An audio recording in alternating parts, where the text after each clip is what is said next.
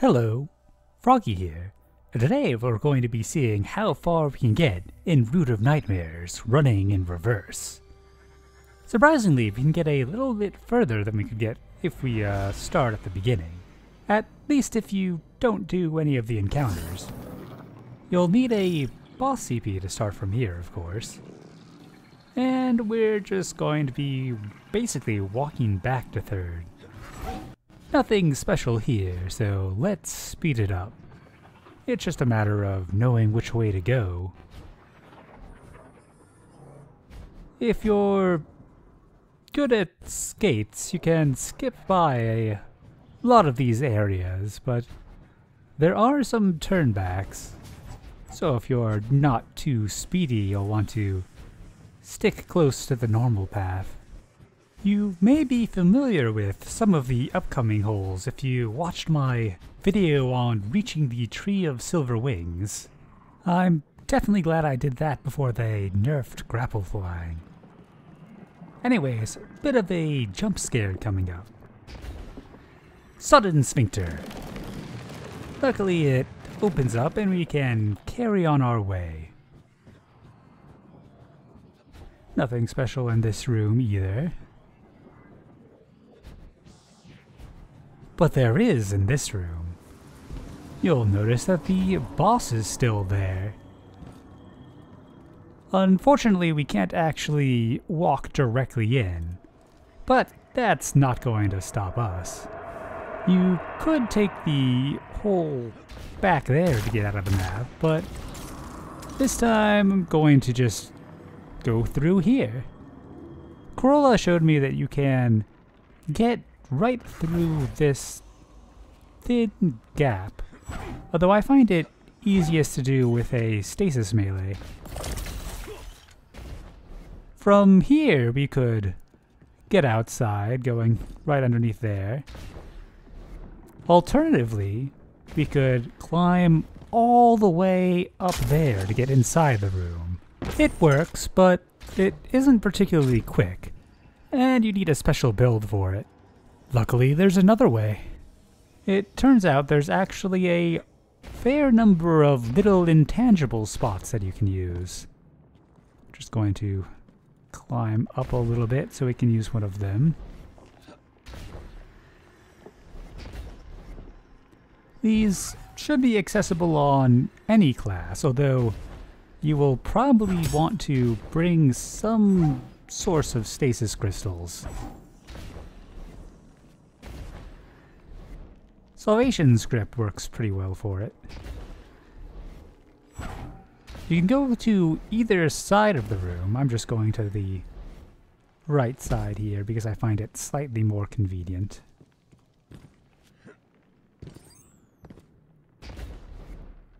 You want to keep to the left here because there is a invisible wall from the right side. Turn back won't last more than a second. And we're just going to be going through a small gap on the top.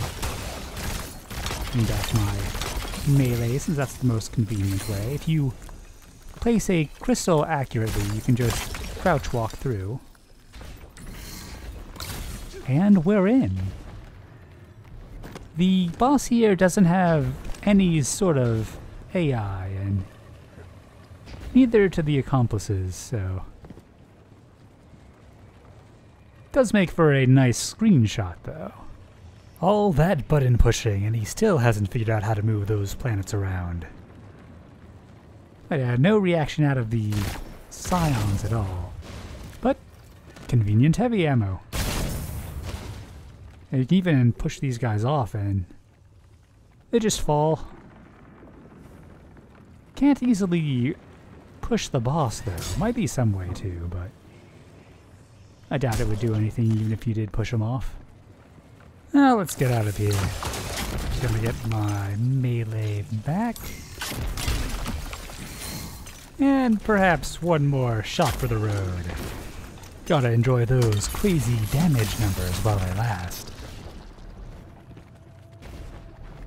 This exit here is early enough that you can use it without starting the encounter, so you could use it during 3rd encounter as well.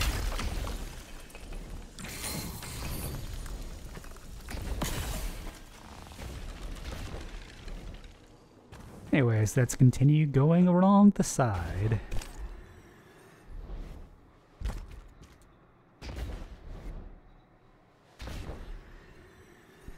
We'll be going right around to the front of the door that gives us so much trouble trying to go from the start to the end. But luckily in this direction, it's no trouble at all.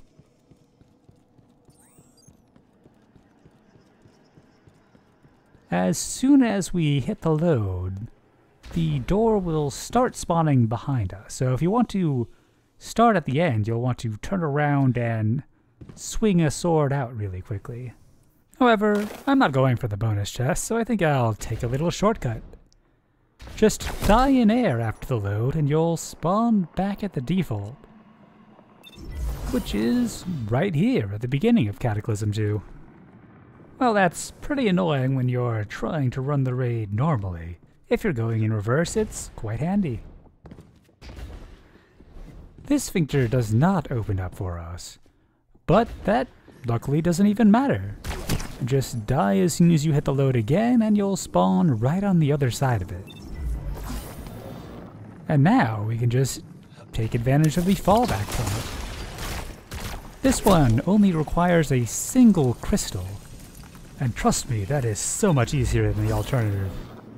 So a single stasis crystal has allowed us to skip past second encounter entirely. You can see from that hallway that we're just after the first encounter area. So let's climb back up and see what we've got. I've looked a fair bit around these parts, and I haven't been able to find a way to get out of map here. Haven't even found any spots that look promising for a res breach or anything like that. There are some hairline cracks, but it's not too much to work with.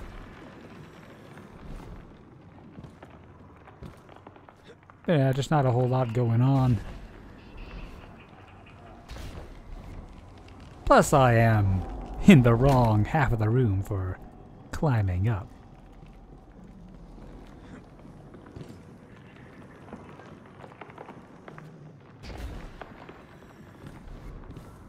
It'll be a bit easier to hit the previous load if I am where the doorway to that is.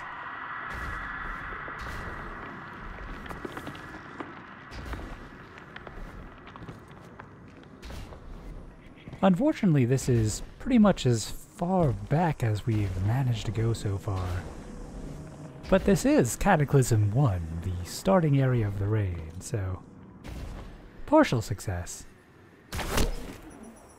And you'll see that the default spawn here is up in the air, so it is likely the same as the fallback point.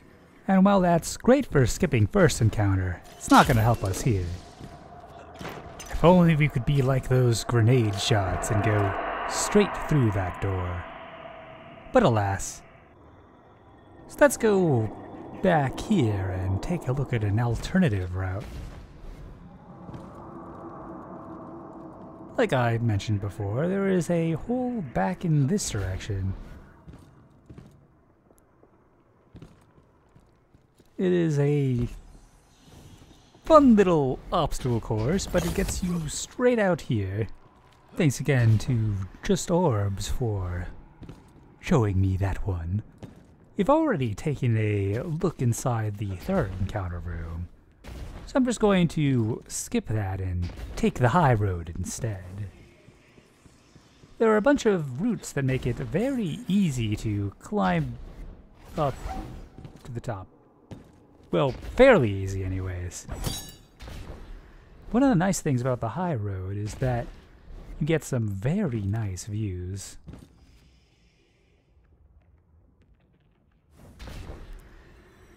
And now it's ceiling time.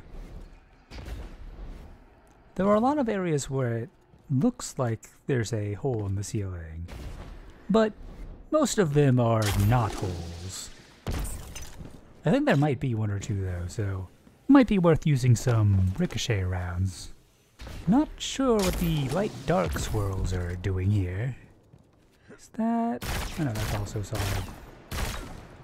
But I kind of remember there being one around there. No, that little floaty rock's solid too. Hello, traveler. You may recognize this little area from a place that you mess around with while waiting for everyone else to finish the jumping puzzle. Once again, we'll just be going right into that doorway there. And here you can see why we haven't done a box break in Cataclysm 2. Your ghost just gets moved right back to the start. Alas. We're going to be doing a different method here. The first time that we got past this section, we did it using a double res breach. You're still going to want to die before you set a spawn point to get the default spawn. And as if I can manage to get a good bounce here. That'll do. So instead of just turning around and placing a single stasis crystal right around here, we're going to use a double res breach. I considered showing this method first and saving the stasis crystal for dramatic reveal, but I was afraid that might encourage some of you to try this method instead, and it is definitely not as quick, easy, and consistent as the stasis crystal plan. We want to climb back over here. We're just going to be jumping over to the... well, missed it there, but we're just going to be jumping across to the kind of pedal things on the end and going as far into that gap as we can. The goal is to set a spawn point somewhere in there so that we'll respawn straight through the ceiling. I didn't get it there, so I'm just going to head back over here to get a clean spawn point and land on a different position of this kind of pedal thing. Right around there tends to work for me. Just going to go as far in as possible and then die. Hopefully we should spawn straight through that ceiling. And we did. That's the easy one. The hard one is coming up. Unfortunately, there is a sort of sheet covering this entire area. You can see the rounds bouncing off of it. So there is no easy way to just go back to the other side. Let's see the way we came from over there. So we needed to find a way past that thin cover.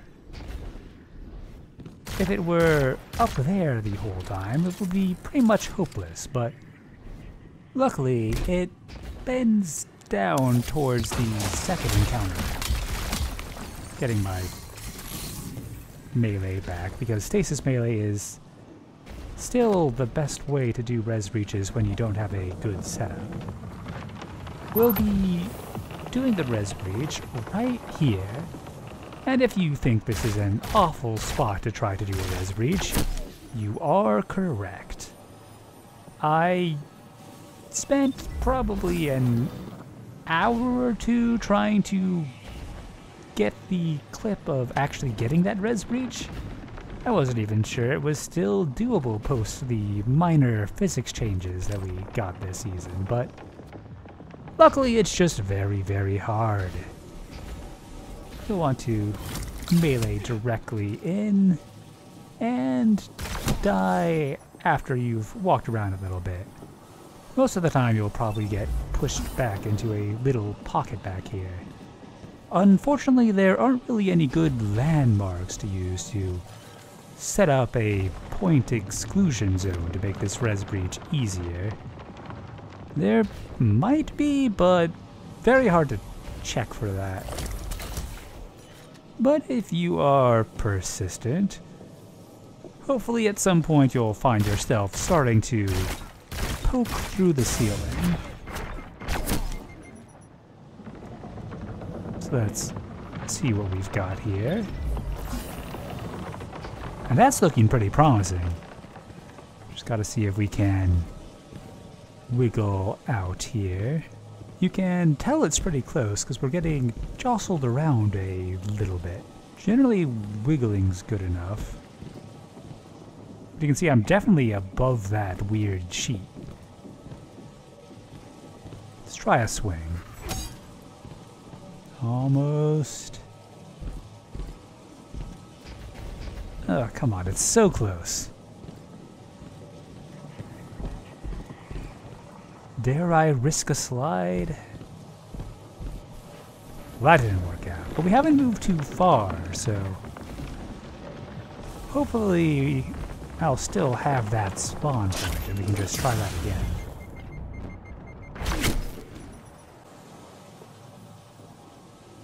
And pushed back. Physics RNG was not in our favor that time. There we go, now we're in the same sort of situation. Sword swing worked out that time. We'll definitely want to make sure to walk forwards here because there are some death barriers around. It would be a shame to lose that progress. And we're back at second encounter. The fallback point, of course, skips through all of this. Let's go check in on our friendly first chest Tormentor. Still over there, A-posing, and... Huh. Well, that's... something. Neat. Well, you can do some damage with stasis nades, but not enough to kill him, so let's just keep on going. I think he didn't like that. Well, there's only 2 more obstacles in our way to get back to the start of the raid, and only one of those that I currently know how to get past. So, let's get going. I'm going to be using some sword flying height gain to get back up the drop over here. It's a little bit nicer than trying to do the stasis climb, so I would recommend doing it this way if you can. Although, actually I would recommend just using the fallback point and skipping all of this. But with a bit of patience and timing, the climb isn't that bad. And we're right back to about where the fallback point would take us. I just want to show the other fallback point real quick. Or at least the location, because the previous time I went back there, I died right about where the default spawn would have put me, so just to be a little bit more convincing, I'm going to go back and do it properly.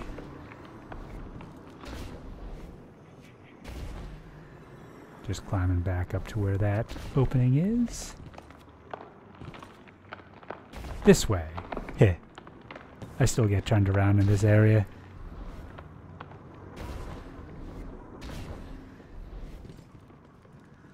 And right about at the load, just going to die before I set a spawn point. If I can. There we go. And as you can see, I spawn right up in the air again. Alas. Do let me know if you figure out a way past this door. It would be neat to be in first and fourth at the same time.